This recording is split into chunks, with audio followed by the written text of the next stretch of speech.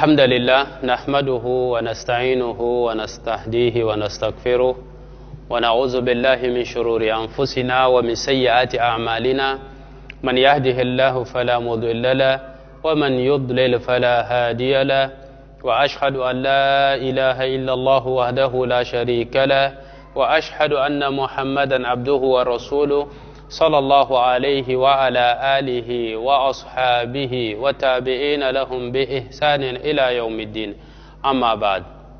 Nous rendons grâce à Allah subhanahu wa ta'ala qui, par sa grâce, sa volonté, a voulu aujourd'hui encore qu'on se retrouve, vous et nous, pour continuer de nous entretenir sur al-istiqama qui est la droiture. Nous implorons Allah subhanahu wa ta'ala qu'il daigne affermisse nos langues et nous montre, nous guide sur le chemin de la droiture afin que nous disions ce qui sera bon ce qui sera bon dans le sens de l'islam que Dieu a agréé et que son prophète a enseigné sallallahu alayhi wa sallam. Aujourd'hui encore une fois, nous allons parler de quelques règles nous permettant de nous maintenir sur cette droiture. Aujourd'hui, nous allons parler d'une chose qui est capitale. Le fait d'emprunter le droit chemin pour se différencier des gens de l'enfer. L'imitation des mécréants fait partie des causes les plus importantes qui détournent de la droiture. Les imiter revient à deux genres de corruption. Soit la corruption de la science, soit la corruption de l'action. Et méditons ce sens de la parole d'Allah subhanahu wa ta'ala qui nous dit Ihdina as-sirata al-mustaqim sirata alladhina an'amta alayhim ghayri al-maghdubi alayhim wala ad-dallin, qui dit guide-nous dans le droit chemin, le chemin de ceux que tu as comblés de faveur, non pas ceux qui ont encouru ta colère, ni des égarés. Surat al-Fatiha, versets 6 et 7. La corruption des Juifs est sous le rapport de la mise en pratique et la corruption des chrétiens est sous le rapport de la science. Les Juifs savaient ils savaient tout de la venue du prophète, de sa véracité. Tous les Juifs savaient cela. N'ont pas mis en application la science. Donc, eux, les Juifs, ont la science, mais ils ne l'ont pas mis en application. Mais les chrétiens ont pratiqué, quant à eux, sans avoir la science. La corruption qu'il y a dans ce sujet qui est la droiture à l'istiqama est soit en imitation des Juifs et ce en ce qu'une personne est de la science mais ne l'a pas mise en pratique, ou en imitation des chrétiens et ce en ce qu'elle pratique sans science ni clairvoyance. Cheikh Islam Ibn Taymiyyah rahimahullah a appelé l'un de ses livres Iqtida' as-sirat al-mustaqim, c'est-à-dire l'exigence du chemin droit est d'être différent des gens de l'enfer. il y a indiqué certaines choses des gens du livre par lesquelles cette communauté a été éprouvée. Et ce, afin que le musulman s'écarte de la déviance du droit chemin et l'amène vers le chemin de ceux qui ont encouru sa colère et des égarés. Et il y a cité la parole d'Allah qui dit وَدَّ كَثِيرٌ مِّنْ أَهْلِ الْكِتَابِ لَوْ يَرُدُّونَكُم مِّن بَعْدِ إِيمَانِكُمْ كُفَّارًا حَسَدًا مِّنْ عِندِ أَنفُسِهِم مِّن بَعْدِ مَا تَبَيَّنَ لَهُمُ الْحَقُّ فَاعْفُوا وَاصْفَحُوا حَتَّى يَأْتِيَ اللَّهُ بِأَمْرِهِ إِنَّ اللَّهَ عَلَى كُلِّ شَيْءٍ قَدِيرٌ. Qui veut dire, nombre des gens du livre aimeraient par jalousie de leur part pouvoir vous rendre mécréants, après que vous ayez cru et après que la vérité s'est manifestée à eux. Jusqu'à la fin du verset. Donc, ils savent que nous sommes sur le droit chemin, mais par jalousie de leur part, ils veulent que nous soyons comme eux. C'est pourquoi Allah subhanahu wa ta'ala a blâmé les Juifs pour ce qu'ils ont eu comme jalousie envers les croyants au sujet de la guidance et de la science. Et certains parmi ceux qui s'affilient à la science et d'autres ont été éprouvés par un genre de jalousie envers ceux qu'Allah a guidés vers une science bénéfique ou une action pieuse. Et c'est un comportement condamnable, et ce de manière inconditionnée. Et cela fait partie à ce sujet des comportements de ceux qui ont encouru la colère d'Allah subhanahu wa ta'ala. Fin de citation. Regardons le livre As-Sirat al-Mustaqim, Mukhalafat Ashab al-Jahim. Il a ensuite cité un certain nombre d'exemples de choses qui font partie des actions des Juifs et des chrétiens.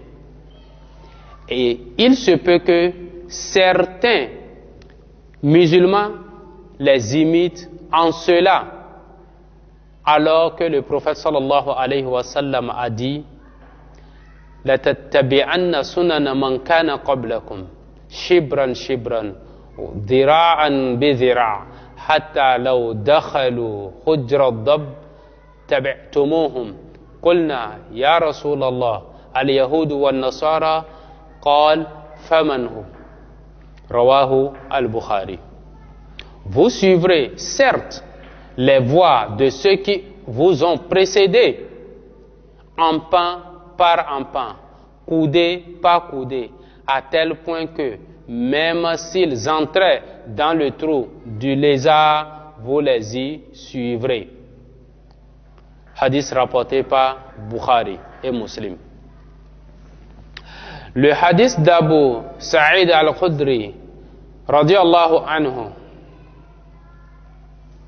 ce fondement-là engendre le fait de se différencier des gens de l'enfer, se différencier de leur façon de parler et de leur manière de vivre. Et aussi, en ce qui concerne leurs vêtements, et pire encore, leurs fêtes, et toutes choses pires que cela. Ces choses-là, qu'elles soient intérieures ou apparentes, ces choses qui font partie du droit chemin sont liées l'une à l'autre et ont des relations d'implication entre elles. Car tout ce qui se passe au niveau du cœur, en termes de sentiments et d'état, se manifeste par un changement de l'apparence extérieure. Et tout ce qui se passe au niveau de l'apparence, en termes d'œuvres et d'actes apparents, influence le cœur et modifie son état et ses sensations. Cheikh Ibn Uthaymin, rahimahullah, a dit, et c'est pour cela que le messager d'Allah, sallallahu alayhi wa sallam, a dit, Man tashabbaha biqawmin fahuwa minhum. Quiconque ressemble à un peuple en fait partie. Ceci est une réalité. Toi, si tu mets le même vêtement qu'un tel, ne ressens-tu pas que ton cœur penche vers celui-là? Et c'est pour cela que tu l'as imité. Ne vois-tu pas comme ça? Ne ressens-tu pas cela? Pareillement pour celui qui ressemble au mécréant, il est obligatoire que son cœur penche vers eux. Comme cela est visible chez un grand nombre de jeunes musulmans de nos temps. Qu'est-ce qui les pousse à ressembler aux mécréants dans leur façon de se vêtir, par exemple? Ressembler à ces grands transgresseurs. Parmi les mécréants ou autres que ceux-là, on aura les chanteurs, les acteurs de films, les footballeurs, etc., etc. Où les jeunes sont tentés ou qu'est-ce qui les pousse à vouloir leur ressembler? Ils s'habillent comme lui et ils l'imitent même dans sa coupe de cheveux et dans toute autre chose parmi ce qui les caractérise. Qu'est-ce qui le pousse à faire cela?